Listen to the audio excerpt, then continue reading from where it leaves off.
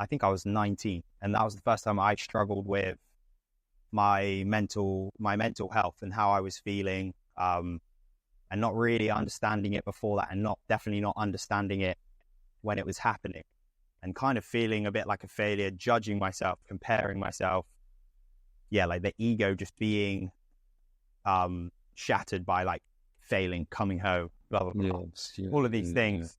So in that period, I got into quite a dark space using. And then obviously when you've got all this mental chatter, you're not feeling great about yourself. You're telling yourself these narratives. You're beginning to feel, best way to describe it is just uncomfortable, like in your own skin and body. We lean to medicate with something, however that will be. For me, I started to just, and again, growing up, just drinking alcohol as a typical English lad, like I wouldn't say, I had a healthy relationship with it, but it was like I would just use it to go out with my mates, and like more so just because you're a bit shy, you're a little bit like trying to fit in. Of course. Like I'd never drink alcohol. Yeah, and I would never drink alcohol on my own. Like it was more so just for that. And then coming home, so then coming back to being in that state of not feeling happy in myself, comfortable, like wanting to stop how you're feeling, stop the mental chatter.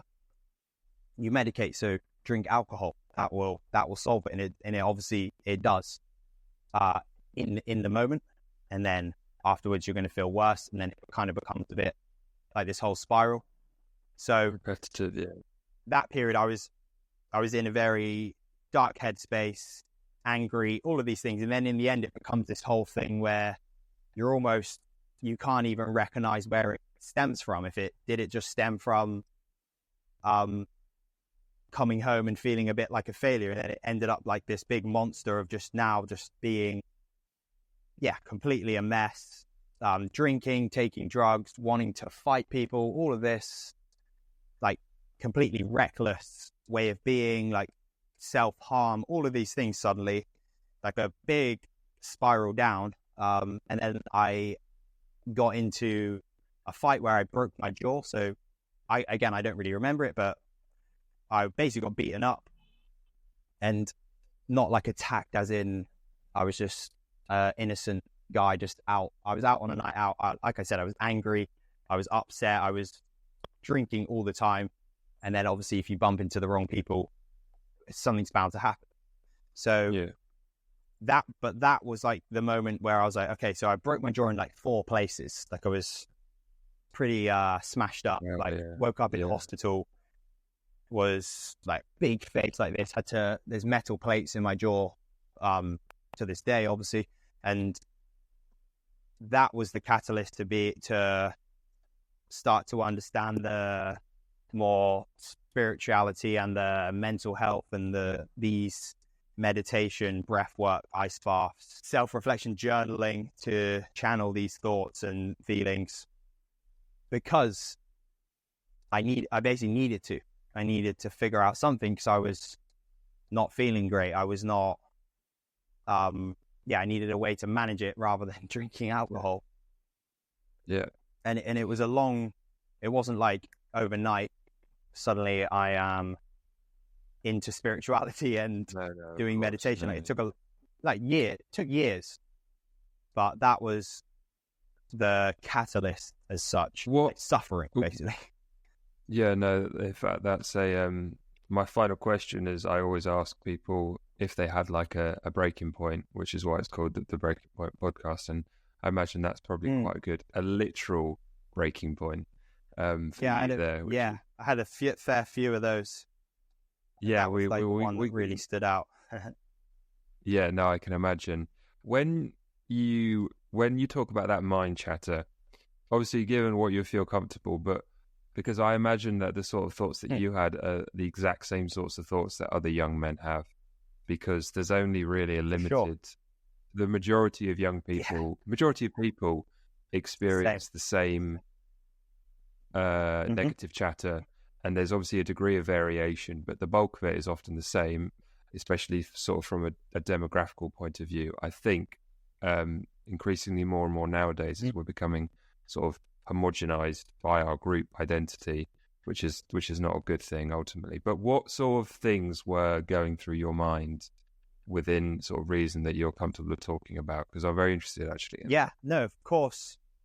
Yeah. So, and again, it's a lot of in the moment, I was very much just not even with it. Come the end, I was just wake up, feel awful, just pure negativity. You even start to fuel it, like and again, this is something that I had no idea about, and I kind of would, obviously you hear about people being depressed, anxious, at that age, and there's like a stereotype with it, like they don't clean their room, they listen to a certain type of music, start to not look after yourself. And I was just like, I would always be just ignorant to it, just unaware, and just be a bit like, oh yeah, of course, like it's almost like a stereotype. But even the music started to change, these things did start to change. But so I'm trying to think back to what I was really thinking. It was like I guess I was comparing myself to others, and I was just feeling like a failure, and the thoughts that were going through my head. It was a while ago now, but I guess it was just like, I'm not good enough type of thing. Like, what was it that other people I'm not had good enough that you hadn't achieved? What do you mean? Yeah, exactly. So that's the funny thing. It's like I was 19, so it was like, what were you expecting to have achieved? But back then, I was irrational. It was just different, and and I don't know. It's hard to understand it. Like I was just not feeling good. I just had something inside me that just was not. I didn't feel stable. I just didn't feel how I once did. And obviously part of it was just it was the coronavirus. So like you're not socializing. My habits weren't as good. Like I didn't have anything to do as such, like a meaning. And that really affected me. It was like a spiral of all these things. And then, obviously the alcohol thing, I didn't really realize how much that crept in and how quickly that became like a thing. So I think, I don't really, it was like a feeling of not being good enough. And then obviously once you're in this state, like you're then just I just felt like very uneasy, very like, I just didn't feel good. I was just struggling basically in all ways mentally. Yeah, no, I get you. When you become an adult, your sort of paradigm of the world begins to change, because you have to leave childhood behind, and you sort of the structures that used to prop you up are becoming sort of decreasingly there, and you'll feel more and more isolated and on your own, and that can be both empowering if it's utilized and funneled in the right way, but also exceptionally sort of, what's the word, disheartening and troublesome, because you think, oh dear, I'm on my own, what do I do? And especially as a young man, it's so hard nowadays. You've got so many different aspects. It's hard being a young person in general, and I don't just mean in the sense of I do genuinely think it's harder now in a lot of ways. And we have more, we have exceptional sort of privilege and sort of decadence and ability to just do things that, like, our parents probably couldn't just fly around halfway around the world and go, I'm going to live in Sri Lanka now for 6 months. Yeah. I mean, maybe they could, maybe it's before the generation before, but with all that growth and improvement is going to inevitably bring downfalls and drawbacks and things like that. And when you sort of, I remember when it was about 19 that I started, I mean, I had mental health, particularly anxiety, growing up through my entire life as long as I can remember. So it was slightly different, I suppose. But when you sort of hit 19 and you become aware of your position in the sort of male hierarchy, and you think, oh well, that's where that that little voice in your head starts to grow, and it really, they say that comparison is the thief of joy, and it's absolutely true. Absolutely. And it's more than a thief of joy. It's like this sort of cycloptic being that can't see anything other than what it's telling you, and what it perceives to be the case that other people are doing. And when you look at other people's lives, we all tend to dismiss the possible negatives of their lives and hone in on things, and which is ironically something that we don't do with ourselves. We tend to dismiss the good things and hone on the negative things, and that can be absolutely. Yeah, exactly. So I suppose, what do you think you've changed in your mental outlook since you were 19 over the last 5 years that has helped you reform things? Yeah, so I think sometimes when you get to the breaking point, to the point of suffering, to the point of, like essentially being burnt down to the ground, and then you can good way of putting it, reborn again. Sounds a little bit dramatic, but it's true. It's almost like you've gone down to the bottom, only way is up. I think, and again, like one thing I don't fully understand. I don't fully, I'm still only 24. I don't really know. Like, I don't really feel like that anymore. I've just grown up with age. I don't drink alcohol. I have practicing gratitude. So like you were saying, if you're constantly comparing to others, and like you said, we focus on the negatives, where you don't really realize the positives and the things that you do have. And to be aware of, like, okay, like you said, I can just come and fly here and start making money off of my phone. Like, I'm grateful for that. The sun shining, like just the basic things. I've got a healthy body, able body, completely fine. I even, like I said, I broke my jaw and I'm completely fine. Like, it's like the technology for them to be able to fix it, the surgery. So there's so many things you can focus on that is good. And there is a common theme of focusing on the negative. You'll hear what other people are saying, the news, all of these things around us. So I've made it a daily practice to focus on gratitude every day.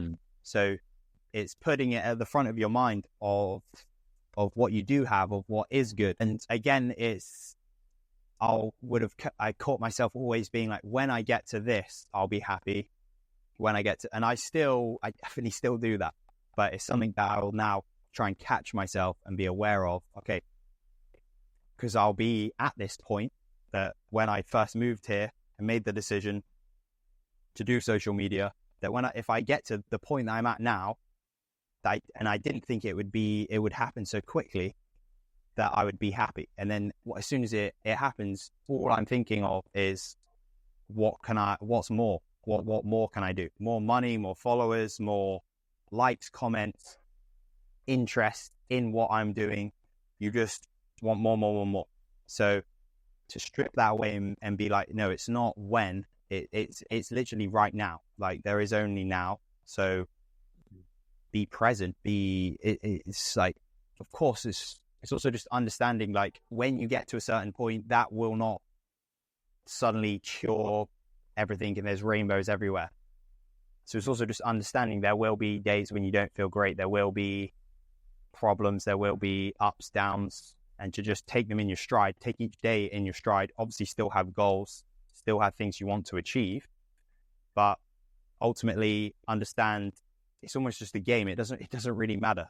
It's don't hold your self-worth in numbers on a screen, in your bank account, whatever it is. Like, that doesn't actually change the core of how you're feeling. Like, it can't. It's like, yeah, you may get a dopamine hit of, wow, loads of money, loads of likes. Like, that will just fade off. It's like, there's science to prove it. Like, it won't hit again the same. You're going to need something more each time. Like a drug. It's absolutely the same thing for sure. And I can see myself getting caught in that. But now to almost have like an awareness, an initial watching of that and going, okay, like you're getting caught up in it. Let's strip that back and remember what's actually important to you and the core values. And I guess that has just came with growing up a little bit and just experiencing more life. And definitely having that experience where I suffered so deeply to understand it a bit more. Ultimately, it just changed me. And I didn't really do anything. I just went through it and then came out the other side. Like, it's not like I have some special technique. It's just, there was just a shift when that happened. It was a little bit like, okay, it's time to change. And it just, it played out itself. It wasn't like, I don't know, I just got more interested in breath work, in meditation, in reading these certain books. It wasn't like I forced myself. I just naturally got into it. And it wasn't, again, like I did it because you need to do it for any other reason other than like, okay, this is interesting. And I like how I'm feeling when I'm doing it. I'm going to do more of it. And like just following it that way, if that makes sense. That does make sense, yeah. Pride comes before a fall is something that everyone should take notice of, because life has an exceptional way of kicking you down when you're starting to get too high. And who knows why that is? Who knows if there's some sort of higher power that's sort of influencing that, or if it is just simply the case that when we become arrogant, our vision becomes sort of blinkered, and therefore we can't see what's going on around us. It could be a bit of both. It's one of those examples where there's a pluripotentiality of different possibilities and things like that. I was watching a podcast the other day, and they were talking about Conor McGregor, and they were basically talking about why he's gone off the ball in recent years, and with all the things he's been up to. And the sort of conclusion, the ideology they were talking about was, once you make £100 million and you achieve all you can that you're achieving, and you're probably, I imagine Conor McGregor's sort of leans toward quite a violent temperament internally, but which is something that he used to channel into his fighting and use that hunger to get to where he wanted to get to. Once you've done that and you achieve it, and you probably start to get older and you watch your body maybe not be what it once was, it's the process of sort of reintegrating that aspect of your personality into another facet of your life must be so complicated and maybe not possible, or at least very difficult. And that's possibly why he's gone off a cliff. And because there's that sort of, do you find that you found a way of channeling? Because you don't strike me as a sort of person who would go around getting into fights.